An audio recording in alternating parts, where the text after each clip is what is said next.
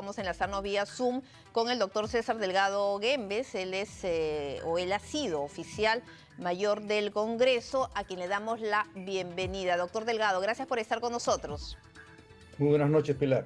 Bueno, y esta legislatura pues se empieza bastante accidentada en medio de serios cuestionamientos contra el propio presidente del Congreso, quien, bueno, ha dicho que calma, esperen hasta el 28, que voy a hacer una conferencia de prensa para responder cada una de las denuncias. ¿Qué opina usted sobre todo esto?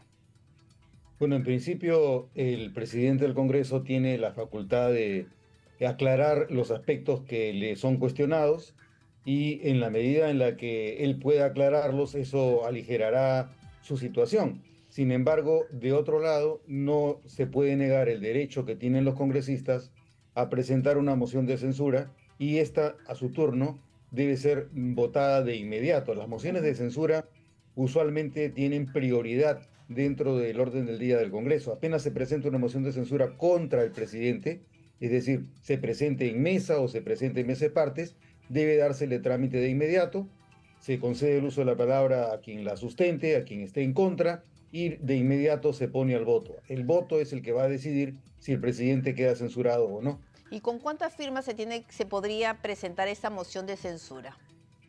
No hay regulación específica sobre las mociones de censura al presidente del Congreso, como sí ocurre respecto de las mociones de censura del gabinete, en cuyo caso hay un procedimiento específico, hay un periodo de enfriamiento. Lo que ocurre con las mociones de censura contra el presidente del Congreso es muy sencillo. Se presenta la moción de censura, pueden presentarla uno o dos congresistas, se sustenta y luego se resuelve con el voto por la mayoría simple. Vale decir, basta que haya un voto de diferencia, ese voto decide si el presidente es o no es censurado. Y podría ser porque me viene a la mente lo que ocurrió con Lady Camones, ¿no? Que fue todo tan rápido y que se le censuró esa misma noche. Es que ese es el procedimiento. No puede trasladarse la moción de censura para una siguiente sesión por una razón básica, que es que la moción de censura ataca la identidad de quien conduce y dirige el Congreso. No se puede mantener la dirección del Congreso una persona cuya permanencia está cuestionada. Por eso es que son trámites muy sumarios, muy rápidos y no puede dilatarse en ningún momento la consulta y la votación. Y si bien es cierto que él ha dicho, ¿no?, que va a dar la conferencia de prensa el próximo 28, cuando reúna todos los documentos requeridos, ¿esto no hace que pierda legitimidad el presidente del Congreso en medio de estos cuestionamientos en general que hay contra el Parlamento, ¿no? Sobre todo las encuestas, la imagen tan alicaída, la crisis institucional que hay, la posición del ciudadano de a pie frente a la clase política, cómo eso afecta también la situación y el debilitamiento de nuestra democracia? ¿Eso no deslegitima la situación del propio presidente de este poder del Estado, que uno dice, bueno, si ya ha habido estos cambios, pues tendrían que ser para mejor? Efectivamente, lo que hace es debilitar la permanencia del presidente del Congreso en el cargo, la debilita desde el punto de vista personal y desde el punto de vista institucional, porque un Congreso dirigido por una persona cuestionada y cuyo cuestionamiento se dilata, eso va afectando también el valor, el peso y el fortalecimiento del Congreso ante la opinión pública. Y además porque ha habido varios entredichos, ¿no?, en esos días, desde que se designó al señor Soto como presidente del Congreso. Se ha dado a conocer la cantidad de acusaciones fiscales que tenía, luego él ha dicho que no, ha tratado pues de desviar un poco la atención, luego lo que ha ocurrido en el Cusco, en el caso de la ley que él también pues habría impulsado cuando él se habría beneficiado, y una serie de cosas, ¿no?, que ahora se está también viendo en el Cusco con este tema de la construcción de un inmueble de 5 pisos, si no me equivoco, en una zona que es restringida, ¿no?, para construcciones de menor estatura.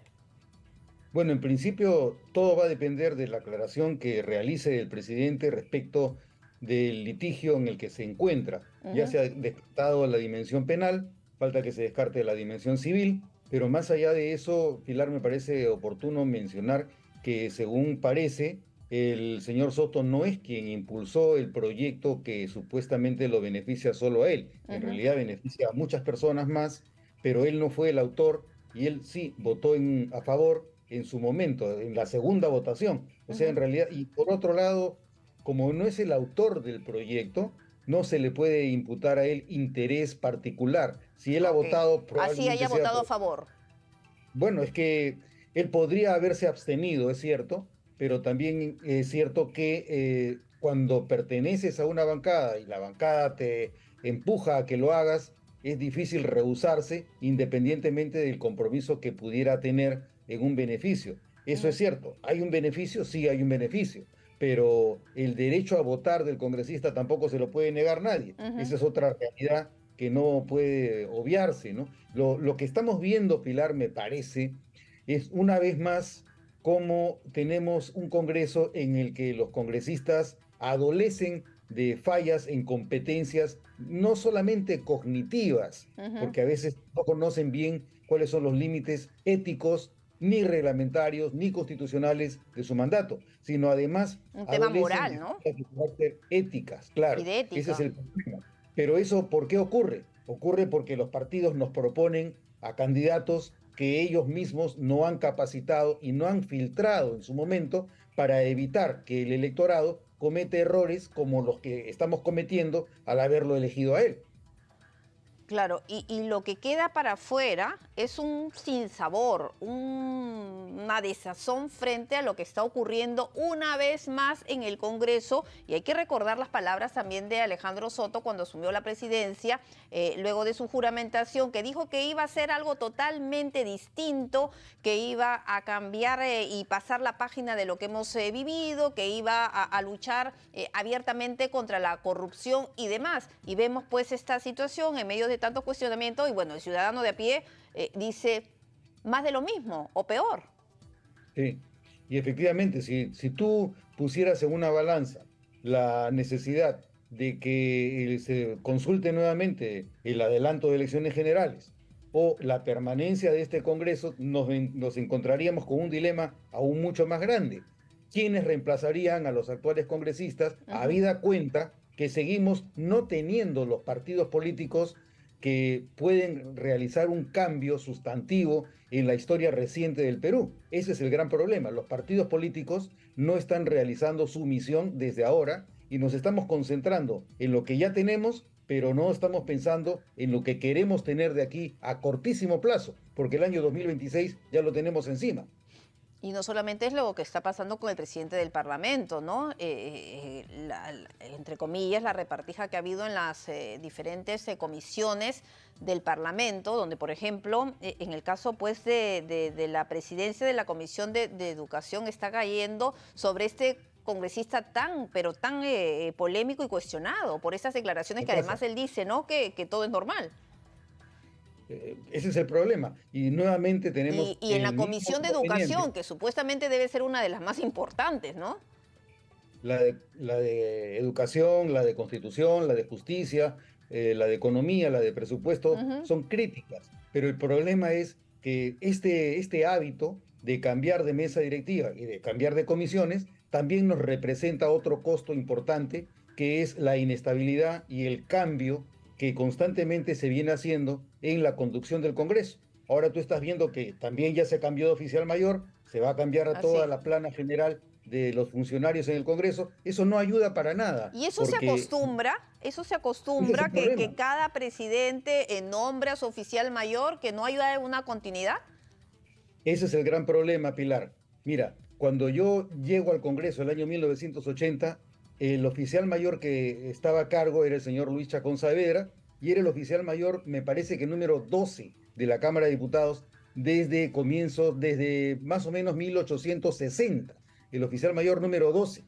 Cuando viene el golpe de Fujimori el año 1992, desde el año 95 hasta la fecha, ya somos 12 o 13 oficiales mayores los que hemos recorrido. O sea, en poco menos de 30 años somos el mismo número de oficiales mayores que previamente nos había tardado siglo y medio para Ujú. tener. O sea, esos son cambios que tienen que ver con la insuficiente conciencia que tienen los congresistas del valor de la institucionalidad en el manejo del Estado. Ese es el problema. Claro, y eso se ve definitivamente en el resultado de la ejecución y las críticas que han surgido en la última legislatura en relación pues a acciones que no se habrían adoptado en las mejores condiciones, sobre todo sobre el uso de recursos en el Congreso. Así es, el poder no es un festival folclórico ni es una farándula. En realidad, llegar al Estado es una ocupación muy seria porque del mejor manejo del Estado depende el bienestar de la población y el futuro de nuestra población. Porque en la medida en la que tú no manejas correctamente el Estado, el problema es que tus decisiones impactan en el futuro que tenemos los peruanos de aquí a corto plazo. Y a nivel del Congreso, bueno, se ha hablado mucho, ¿no? A raíz de los últimos hechos escandalosos que se han vivido, que se necesita modificar el reglamento. ¿Qué es lo que se requiere? ¿Qué es lo que se requiere para mejorar un poco lo que se ha dado ahí en el Congreso? Pilar, lamentablemente yo no creo que ningún cambio normativo mejore nada. ¿Por qué? Porque lo que tú tienes son sujetos, operadores de los procesos y del reglamento y de la Constitución. Mientras que no cambies a los sujetos, su conducta, su comportamiento, sus actitudes, por más reglamento y Constitución que tú cambies, lo que ellos van a hacer será adaptarse a esas nuevas normas y seguirán comportándose igual. Entonces, nuevamente, la pregunta es, ¿cómo hacemos para que los partidos políticos le propongan al electorado un mejor equipo de personas competentes a nivel cognitivo y también a nivel actitudinal y ético, para que el Perú cambie, con reglamento, sin reglamento, con constitución o sin constitución? Las normas no nos van a solucionar nada, más bien nos van a engañar, porque vamos a creer que cambiando la normita va a cambiar la realidad. La realidad no cambia con la norma, porque si los sujetos siguen haciendo lo mismo, todo lo que va a ocurrir es una adaptación, es una mutación. Y a nivel de partidos políticos, ¿qué hacer en todo caso? Ya lo has dicho, pero ¿cómo lograrlo? ¿No? ¿Cuál sería el camino en todo caso? Mira, en primer lugar, fijar la atención de los medios de comunicación en lo que están haciendo los partidos políticos hoy en materia de capacitación de sus integrantes. Todos nos concentramos en lo que pasa en el Poder Ejecutivo y en el Congreso, pero se necesitaría coger la lupa para ver qué está pasando en los partidos y cuánto están haciendo para mejorar la calidad de sus militantes de forma que nos propongan a mejor gente entre la cual elegir en los próximos comicios, sea en los comicios nacionales como en los subnacionales. Claro, ya en el 2026, porque pensar en un adelanto y a estas alturas es imposible. Muy difícil. Muy difícil, porque no hay el interés real ni de un lado ni de otro. Además tenemos al mismo equipo de gente, que es con el que discrepamos. Claro, complicado, ¿no? Complicado lo que se viene. Así es. ¿Y cómo esquivar la tormenta, ¿no? A nivel del escenario de la coyuntura política? Bueno, en principio lo que no podemos obviar es mantener la actitud crítica respecto de lo que estamos viendo para caer en cuenta de cuáles son las causas por las que tenemos lo que tenemos. Antes de engañarnos pensando que esto es cuestión de que se cambien las normas o que se cambien las reglas, no vamos a cambiar nada con las reglas en realidad. O si lo cambiamos va a ser de una manera muy superficial. Lo que necesitamos son cambios radicales para cambiar la causa del mal y no solamente el síntoma ante el cual nos encontramos. Cambios radicales que no encontraría la voluntad política que se necesita en estos momentos. Mira, lo que necesitamos, Pilar, son líderes. La pregunta es, ¿dónde están? ¿Debajo de la alfombra? ¿Dónde se encuentran los líderes que el Perú necesita? Tenemos profesionales de primera y la prueba es que nuestro sistema, por lo menos académico, nuestro sistema económico, la cultura peruana, por todos lados estamos bien, pero estamos mal a nivel político. ¿Por qué no Y llegan ahora los también mejores a nivel Perú? económico, y de eso vamos a hablar más adelante en el programa, ¿no? Algo, nosotros que éramos la estrella y el ejemplo y el modelo de muchos países, lamentablemente ya estamos hasta hablando que estamos en una recesión técnica, ¿no? Bueno, por ejemplo, Elmer Cuba cree que no estamos ante un sistema de recesión aún, pero estamos flotando dentro de una dinámica y de una inercia que poco a poco va a ir desgastándose y nos va a bajonear, ¿no? Ese es el problema ante el cual estamos en este momento desde el punto de vista económico. Pero igual, tenemos profesionales de primera. ¿Por qué los profesionales de primera, que tienen buena conducta ética, ¿por qué no llegan a los partidos políticos? ¿Por qué no salen de ahí los líderes que necesitamos? Ujú. Muchísimas gracias, doctor Delgado Guembes. Gracias por haber estado con nosotros, como siempre aquí en Estación Central. Un placer conversar contigo, Pilar. Buenas noches. Hasta luego. Gracias. Muy buenas noches. Es importante, ¿no? Es importante conversar justamente, pues, con el ex oficial mayor del Congreso, porque, bueno, tiene a la mano toda la información y nos ha explicado muy bien lo que justamente, pues, va a seguir en relación a la posibilidad de esta presentación de la moción de censura contra el presidente del Congreso.